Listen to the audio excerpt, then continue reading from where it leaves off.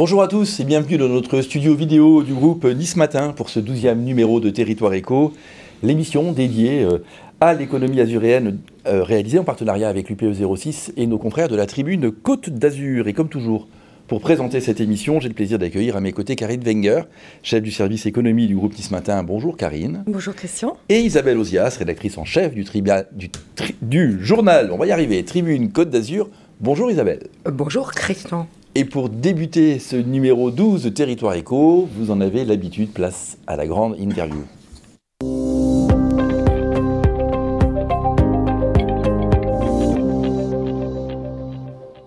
Il est arrivé sur la Côte d'Azur en 1987 avec deux rêves. D'abord ouvrir un salon de coiffure, mais aussi coiffer la princesse Stéphanie de Monaco, dont on parlait énormément à l'époque. Deux objectifs qu'il a très rapidement atteints. Aujourd'hui, Pascal Coste est à la tête d'un groupe de 350 salons en franchise et en nom propre. Et il a pour ambition de refaire briller ce beau et noble métier qu'est la coiffure. Pascal Coste, bonjour, bienvenue sur notre plateau et merci infiniment d'avoir accepté notre invitation. Et pour commencer, avant de vous laisser aux questions expertes de Karine et Isabelle, j'aimerais que vous nous dressiez un petit peu la cartographie, le portrait robot de ce qu'est le groupe L'Empire, Pascal Coste aujourd'hui. Bonjour Christian, bonjour Isabelle, bonjour Karine. C'est un beau mot, l'Empire. Je vais me prendre pour un grand empereur. Non, le groupe aujourd'hui est divisé en trois parties différentes. Donc une partie qu'on appelle la succursale, qui représente à peu près 150 salons. Succursale veut dire en fait que ce sont des salons qui appartiennent à la maison mère, donc gérés par nous-mêmes en direct, avec à peu près 1000 salariés.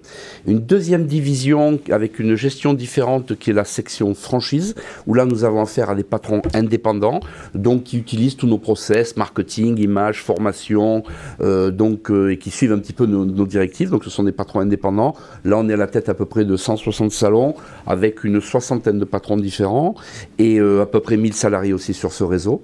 Et la troisième division qu'on a créée en 2008, où là c'est comme Astérix et Obélix, on est tombé dedans par hasard, et on est devenu un leader sur le marché français, c'est le e-business, donc le site de vente en ligne Pascal Coste Shopping, où on a créé véritablement un vrai business de B2C, où on vend quasiment 18 000 références à des consommatrices, à des tarifs très attractifs.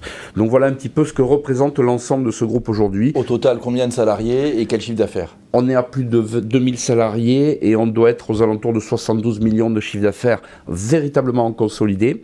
Si on devait prendre le chiffre d'affaires volumétrique autour des salons franchisés, on dépasse le 100 millions. Mais en consolidé réel pur, on est à 70 millions. Karine. Alors Pascal, vous avez actuellement plus de salons en nom propre qu'en franchise, mais vous dites vouloir changer de business model et justement en inversant la tendance. Oui. Vous nous expliquer? Alors l'objectif, oui, au départ, ça a été, on était vraiment des succursalistes.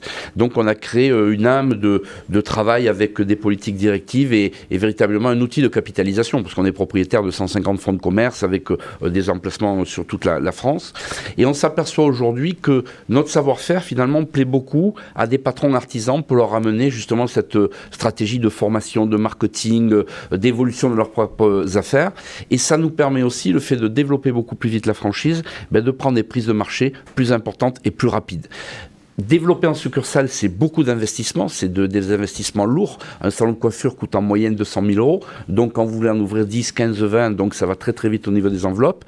En franchise, il y a moins d'investissements, mais par contre, il y a tout un effet de structure derrière et qui nous permet d'aller beaucoup plus vite dans des secteurs où nous n'aurions pas pu être présents tout simplement en succursale. Voilà. Alors justement, votre stratégie, c'est aussi de la croissance externe. Vous avez racheté un gros réseau Lafayette il y a peu, plus de 100 salons, si je ne m'abuse. Quel est votre objectif? C'est mailler le territoire ou bien s'élargir sur d'autres gammes, d'autres clientèles? Alors, lorsque nous avons acheté Lafayette, il y avait une stratégie simple, c'est que le groupe a démarré dans le sud. Donc très présent dans le sud, les deux régions les plus puissantes, autant en succursale qu'en franchise, c'était le sud-est et le sud-ouest. Nous étions présents un petit peu sur la région parisienne et Paris, mais avec une vingtaine d'implantations, donc il veut dire que c'était peu. Et l'opportunité de ce fameux groupe Lafayette, c'est que tout d'un coup, on prenait possession de 100 salons, essentiellement dans le nord. 90% de ces salons étaient dans le nord. Donc c'était l'opportunité de pouvoir tout de suite être présent dans le Nord. Et ensuite, c'était une marque qui avait 40 ans d'âge. Donc il y avait une très très forte notoriété dans le Nord. Je dirais autant que Pascal Coste a sa notoriété dans le Sud. Donc ça aurait été dommage de détruire cette notoriété. Donc en fait, on a appris à gérer ce qu'on appelle du multimarque, tout simplement. Mais par contre, en améliorant tous les process et autres. Et la deuxième opportunité, c'est que ce groupe était à 80% franchiseur et à 20% succursalistes. Donc il était à l'envers de notre ADN finalement. Et on a, à la reprise de ce groupe, découvert vraiment le véritable métier de franchiseur avec des nouveaux process et autres. Et c'est tout simplement le mariage de ces deux savoirs qui, j'espère, fera la réussite de cette entreprise de demain. Voilà. Votre croissance restera-t-elle cantonnée à la France ou bien regardez-vous aussi du côté de l'étranger? Alors, par habitude, on va essayer d'être bien fort chez nous. On va essayer de bien consolider. Avoir 350 salons, ça paraît être magique, monstrueux, empirique ou autre, mais ça ne l'est pas. Je veux dire, à l'échelle française, aujourd'hui, pour véritablement représenter un pouvoir en termes de prise de part de marché, il faudrait avoir 700 ou 800 salons. Donc vous voyez, on en est encore très très loin. Voilà. Donc je préfère aujourd'hui répondre en disant la priorité est de se concentrer sur ce marché français, clairement, et lorsque nous serons véritablement puissants sur ce marché français avec une véritable organisation, un vrai savoir, éventuellement on pourra s'ouvrir à l'international, mais l'international ne s'ouvrirait que sous forme de master franchise. Voilà, c'est une vraie volonté, c'est que si demain on devait attaquer des pays, respect au pays, respect à la culture du pays, donc ça passerait par des propriétaires de marques présents sur leur propre territoire, à qui on vendrait notre savoir-faire, notre image, notre économie finalement, mais tenus par véritablement des locaux. Je crois que c'est comme ça que ça marche bien. Le chiffre de 700-800 salons, c'est ce que vous voulez atteindre? À quelle échéance? C'est un objectif. Alors, on a parlé de rêve tout à l'heure, donc ça peut être un rêve, voilà, ça peut être la réponse. Donc, mais en tout cas, c'est véritablement une potentialité de marché. Est-ce qu'on va y arriver? On va tout faire pour essayer. L'entreprise est jeune, donc la moyenne d'âge du staff aujourd'hui est quasiment d'une 40aine d'années. Donc ça veut dire qu'elle a cette entreprise un potentiel très très avancé et très loin en vision.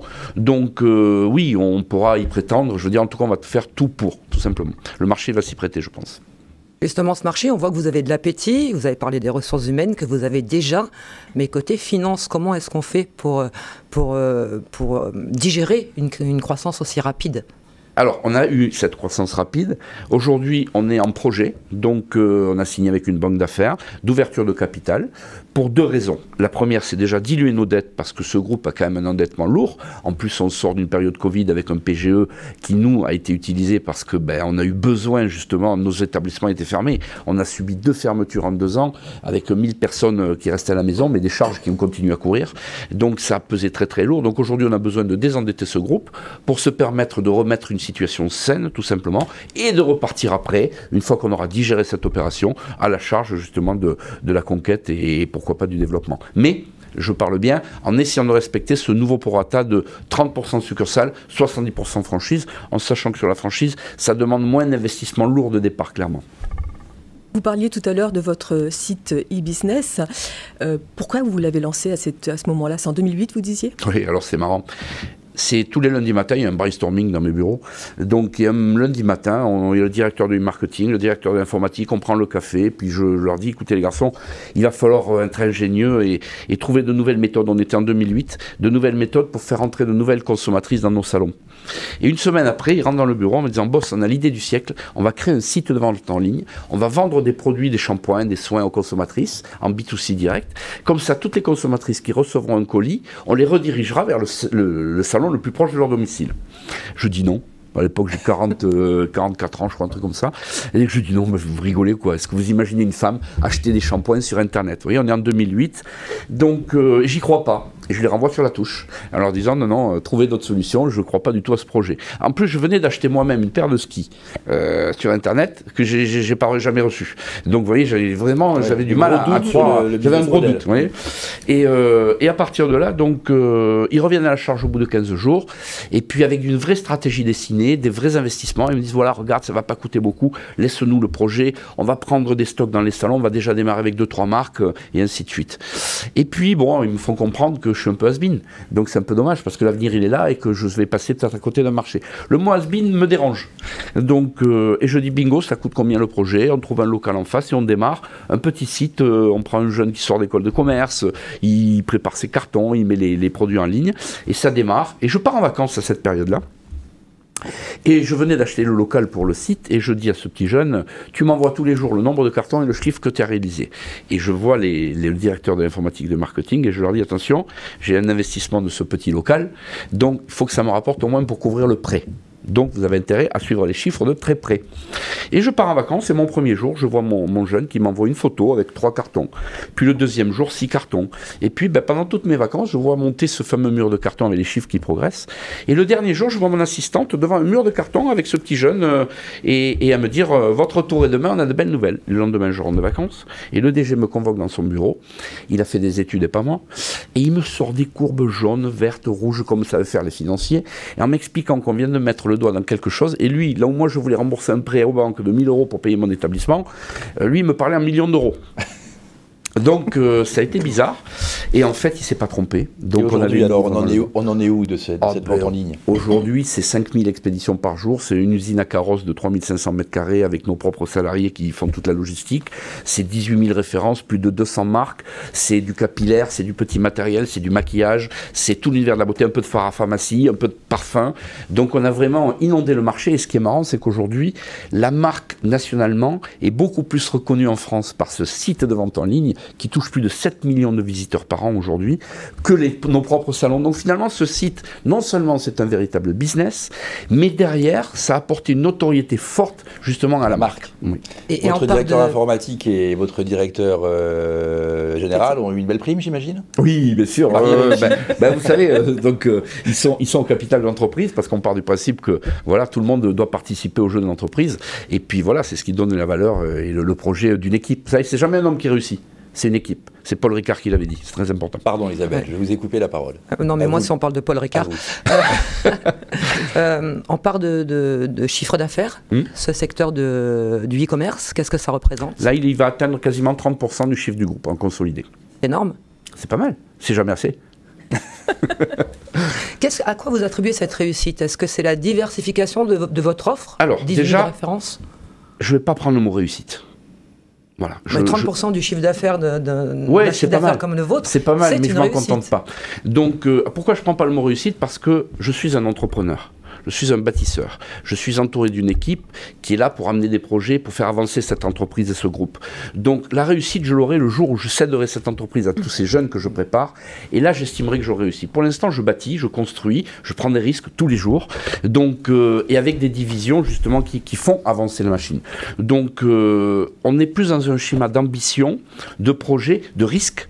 Parce que quand on est bâtisseur, entrepreneur, on se doit de prendre des risques, parce que c'est des investissements. Quand on a acheté l'usine à carrosses et qu'il a fallu investir pour tout robotiser, pour mettre en place ces machines, ça a été de lourds investissements, ça a été des choix dans un métier qui n'était pas le nôtre. Je vous donne un exemple. Le directeur général, la 4e ou la 5e année où le site commençait à prendre son essor, rentre dans mon bureau et me dit « Bon, cette année, on va investir sur de l'ERP ».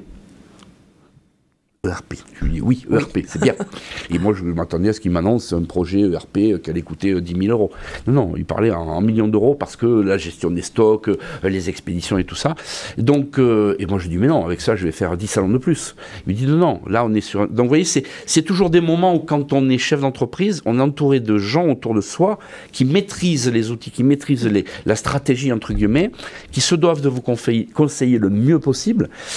Et après, vous avez le beau rôle, c'est oui ou c'est non. Oui, mais c'est quand même... Moi, j'entends des réussites par le fait que vous vous battez quand même contre des concurrents incroyables. Amazon, les grands sites de cosmétiques qui existaient déjà. Vous êtes quand même dans ce milieu-là, autour de géants. Et pour autant... 18 000 références et 30% de votre chiffre d'affaires. Je suis on va dire qu'on est Astérix et Obélix, le petit village gaulois entouré de tous ces méchants romains. Ça me va. D'une manière générale, après la parenthèse difficile de la Covid, la profession, est-ce qu'elle a été impactée par l'inflation et la baisse du pouvoir d'achat des Français? Oui, la profession souffre énormément. Voilà, clairement, la profession souffre énormément.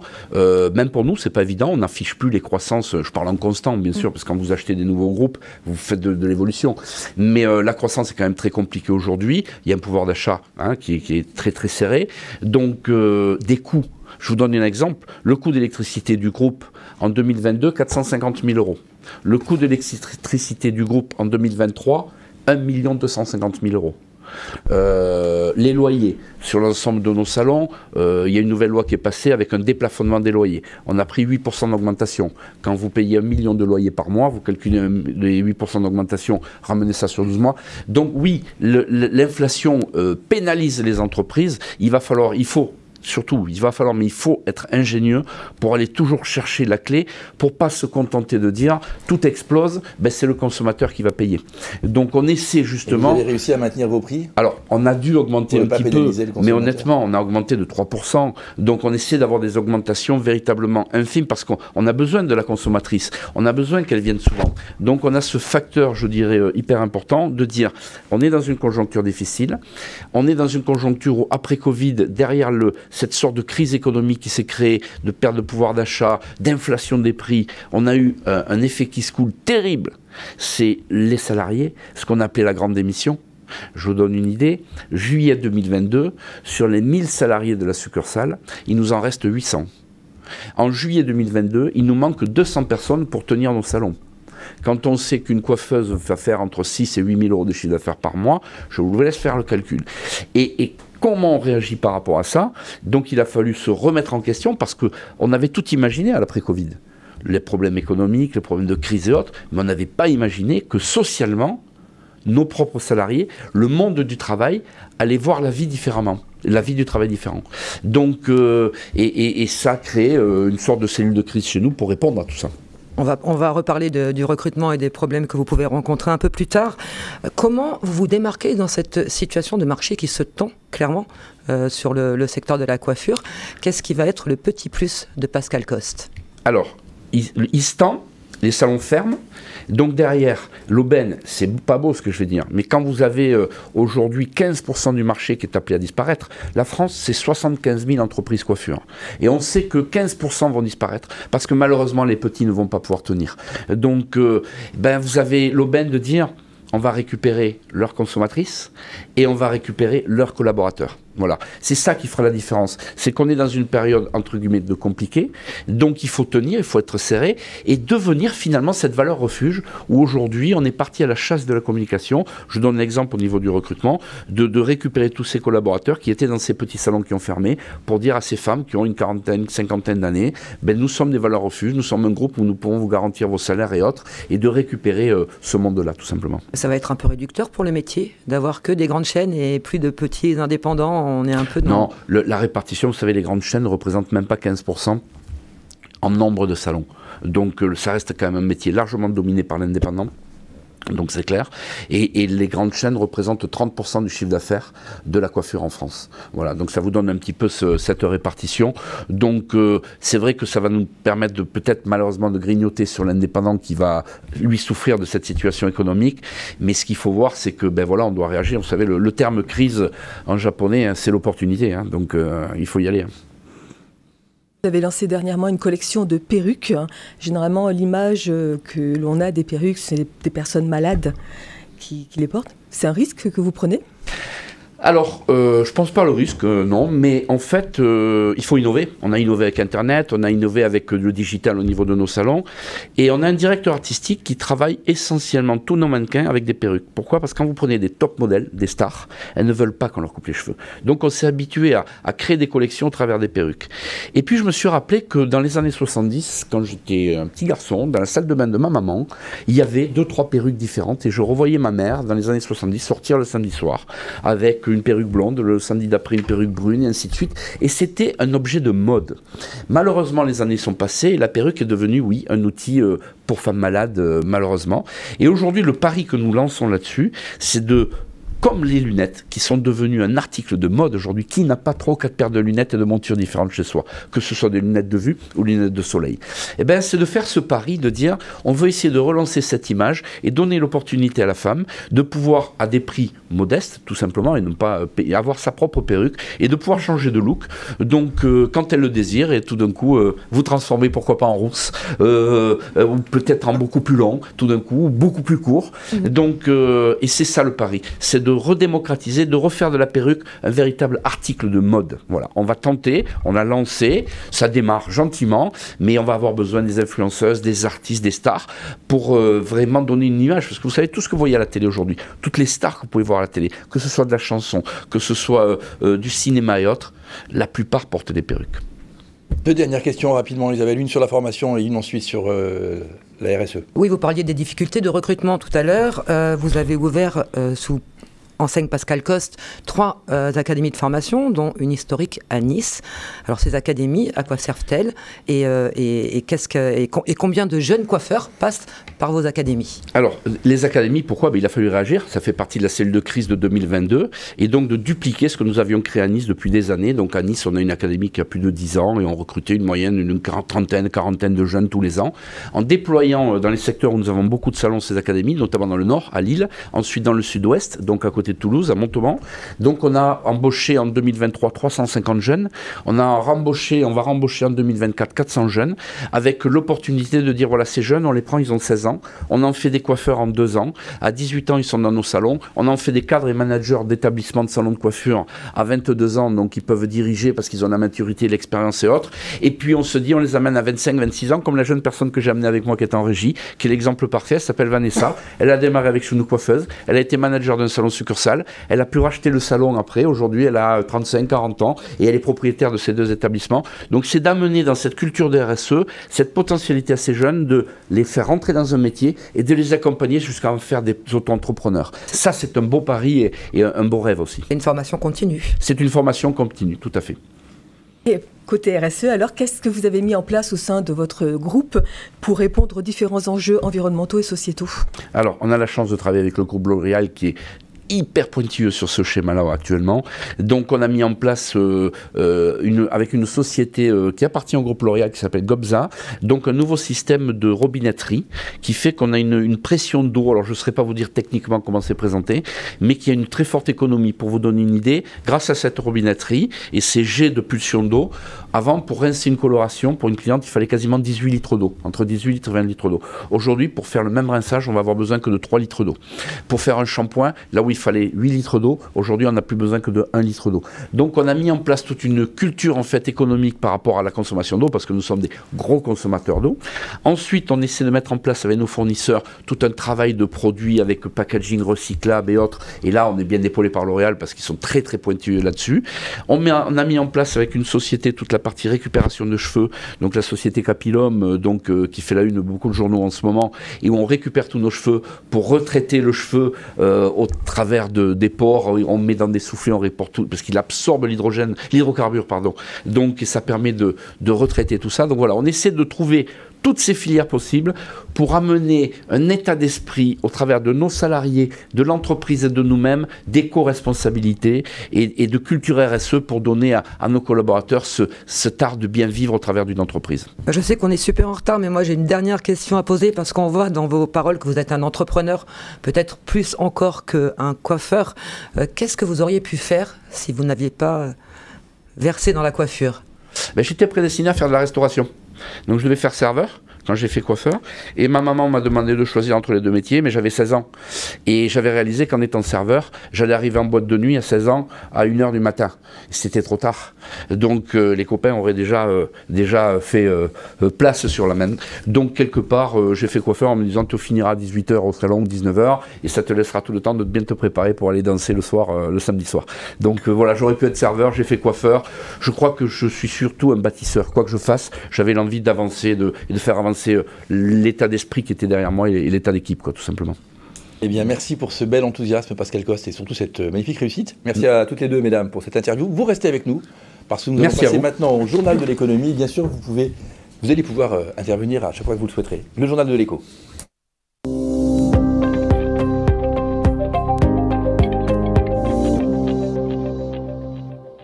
vous allez maintenant passer au crible l'actualité économique et la vie des entreprises azuréennes de ce dernier mois. Pascal Coste, vous restez là et vous nous écoutez attentivement, mais vous avez le droit aussi de parler et d'interrompre nos deux amis.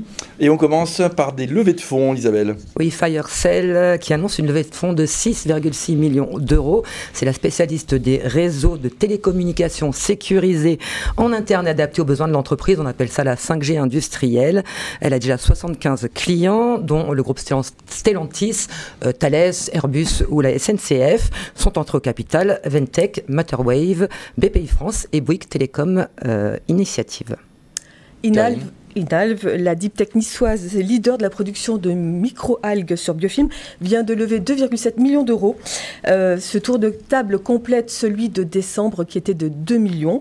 Donc ça fait soit 4,7 millions au total pour accélérer son déploiement industriel et produire davantage de micro-algues, des micro-algues qui sont destinées à nourrir naturellement les animaux pour éviter la surpêche et l'épuisement des ressources naturelles de la planète. Et une autre levée de fonds encore. Autre levée de fonds, celle de Tarian Pharma. C'est une grassoise qui développe depuis 2021 des médicaments pour prévenir des effets secondaires topiques sur la peau, des traitements anticancéreux. Le gel appliqué localement et de façon préventive atténue ces effets secondaires. La biotech vient de réaliser un tour de table de 2 millions d'euros auprès d'un investisseur privé qui avait déjà mis au pot sur une première levée de fonds et avec le soutien de BPI France, 1 million chacun. On reparlera des levées de fonds après, vous allez voir. On part au MIPIM cette fois-ci à Cannes, le salon des professionnels de l'immobilier, où cette année on a vu particulièrement vert, n'est-ce pas, Karine ? En effet, Christian, la métropole de Nice-Côte d'Azur a dévoilé sa stratégie de renaturation. Elle a annoncé une première livraison d'ici la fin 2025 du grand parc paysager dans la plaine du Var, un espace de 5,5 hectares pour lequel est prévue la plantation de 140 000 arbres. Et du côté de Sofia, sur le MIPIM, toujours pas de grandes annonces, mais des confirmations sur les projets en cours. Alors à Sofia, on parle durabilité et mixité. Exemple avec Ecoton, un cocktail bureau et service, avec des premières livraisons attendues en 2025. Exemple aussi avec Canopé, 25 000 mètres carrés pour 100 millions investis, y compris sur du résidentiel, et ça c'est nouveau. Exemple enfin avec la place Sophie Laffitte, qui va être réhabilitée, c'est le cœur naissant de Sophia Antipolis en 1969 et c'est un beau symbole pour regarder vers l'avenir. Absolument. Et on passe maintenant à la vie des entreprises, Karine. Oui, la Sophie-Polytaine Sintou, dont le nom s'inspire du plus haut sommet de Corse, le mont Sintou, un mont que vous, Isabelle, en tant que Corse, avez gravi à maintes reprises, je suppose. Bien sûr, j'adore. N'en doute pas. Donc Sintou a déménagé dans des locaux plus spacieux, toujours sur la Technopole. L'entreprise a mis au point une technologie de jumeaux numériques 3D qui sont particulièrement utiles pour la construction et l'industrie. Alors cette plateforme est disponible en 7 langues, elle est utilisée par plus de 450 compagnies dans 43 pays et compte 60 000 utilisateurs. Pour info, Sintou emploie 60 personnes, dont 15 en Amérique du Nord, mais sa R&D et son siège social restent sur la Technopole. Et retour en métropole, on fait un beau yo-yo cette semaine où ça pulse pour Virbac. Sébastien Huron, son directeur général, parle de comeback incroyable pour le laboratoire vétérinaire, 6e de sa filière mondiale. Installé à Carrosse, il a affiché un fort rebond au second semestre 2023 et signe une année à 4,9% de croissance, soit plus de 1,2 milliard d'euros de chiffre d'affaires. Le groupe anticipe déjà une belle poussée de 4 à 6% pour l'année 2024. Alors, le classement Choiseul, est-ce qu'on a des Azuréens dans les meilleurs classés cette année ? Mais oui, le classement Choiseul, c'est des jeunes décideurs économiques de demain, c'est-à-dire des moins de 40 ans. On trouve à l'honneur Pierre Hippolito. À 35 ans, le directeur général du groupe Hippolito figure à la 46e place et c'est le premier Azuréen du classement. On trouve un peu plus loin aussi, à la 87e position, Julien Maubert, qui est le directeur de la division ingrédients et développement durable du Grassois Robertet, leader mondial des arômes naturels. Et on repart direct sur Pierre Hippolito parce que Boost 06, eh bien, c'est un peu son bébé. Boost 06, c'est le programme d'accompagnement des PME, enfin des dirigeants de PME qui veulent tripler leur chiffre d'affaires en 5 ans via de la croissance externe. Le programme a été lancé officiellement par l'UPE et l'IRCE. Il vise à former les entrepreneurs avant de potentiellement les financer. 10 places sont ouvertes et les appels à candidature sont ouverts jusqu'au 17 avril.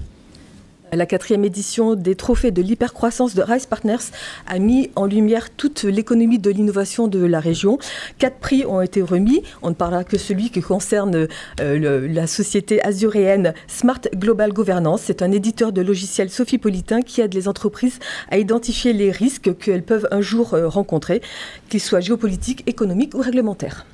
Petite douceur en pleine panade immobilière, c'est une agence niçoise qui a été élue meilleure agence de l'année en chiffre d'affaires sur le réseau Century 21, un des plus importants de France. Pour la 4e année consécutive, la championne, c'est l'agence Lafarge Transactions Montboron. Bon, le secteur y est peut-être pour quelque chose. C'est le fleuron d'un groupe de 11 agences drivées par Benjamin Mondou sur la métropole niçoise. Elle a réalisé en 2023 plus de 3,7 milliards d'euros de transactions dans une période pourtant morose. 3,7 milliards, c'est énorme. Pas mal. Pas mal.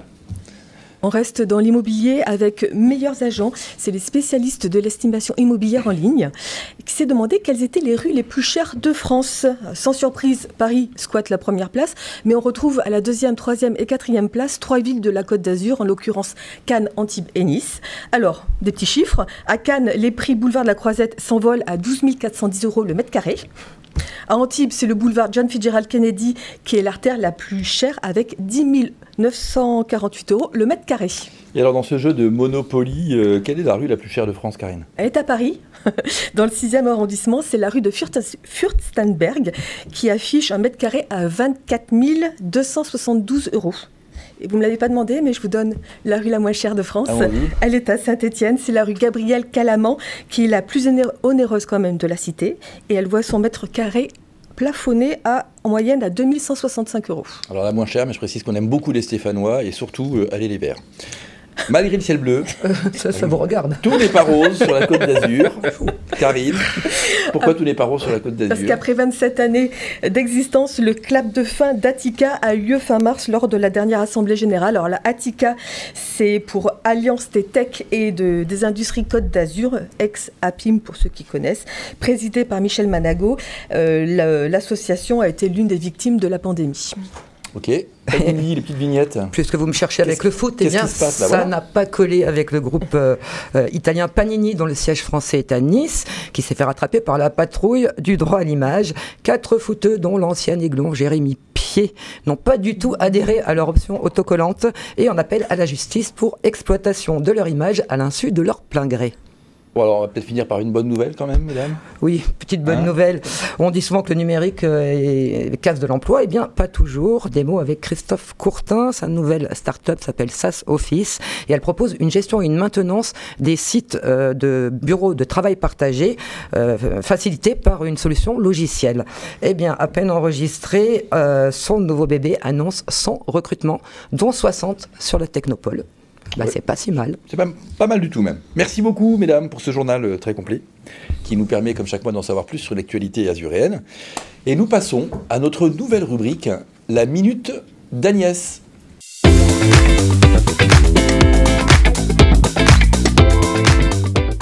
Et nous accueillons dans ce studio Agnès Farrugia qui va nous rejoindre. Agnès Farrugia, c'est notre journaliste économie du groupe Nice Matin qui travaille au quotidien avec Karine Wenger pour vous informer sur l'économie. Et Agnès fait son entrée dans notre émission pour la première fois pour une nouvelle rubrique qui s'appelle la Minute d'Agnès. Alors attention, chers téléspectateurs, tout ça va défriser, c'est un petit clin d'œil pour notre ami Pascal Cos qui est avec nous aujourd'hui. La France entière est suspendue à vos lèvres, enfin en tout cas au moins l'écosystème azuréen.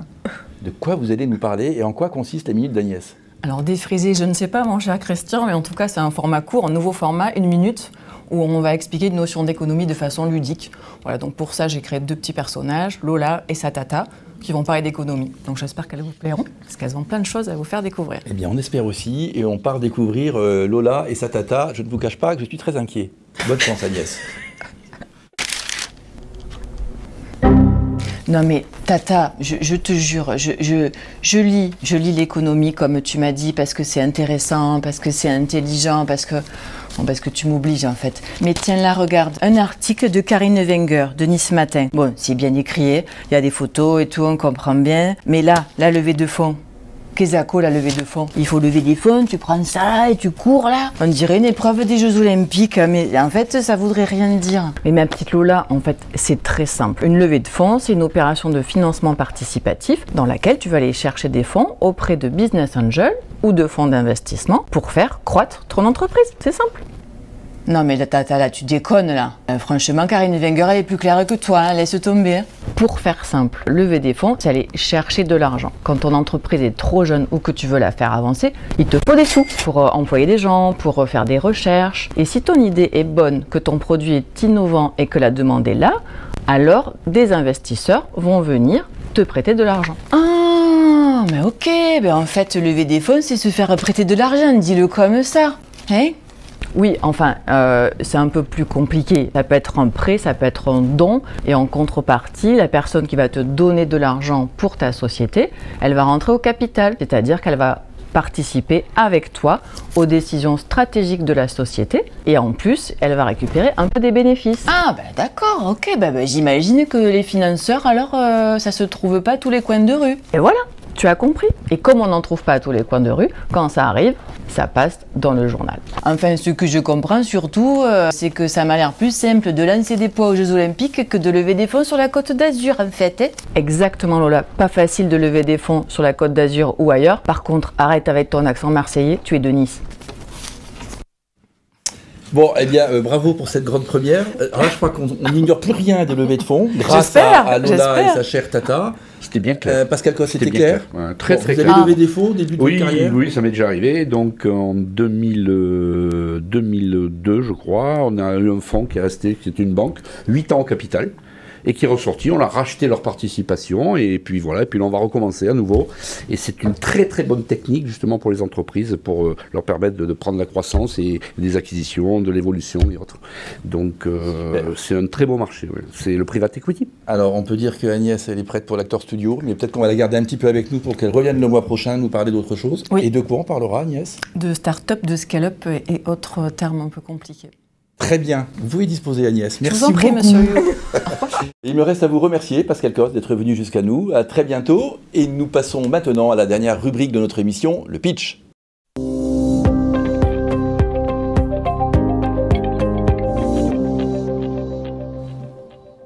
Dans cette dernière partie de l'émission, nous abordons le sujet crucial du recrutement avec Tada. Tada, c'est une start-up basée à Sophia Antipolis, dont la plateforme d'intelligence artificielle générative offre un assistant de recrutement aux entreprises.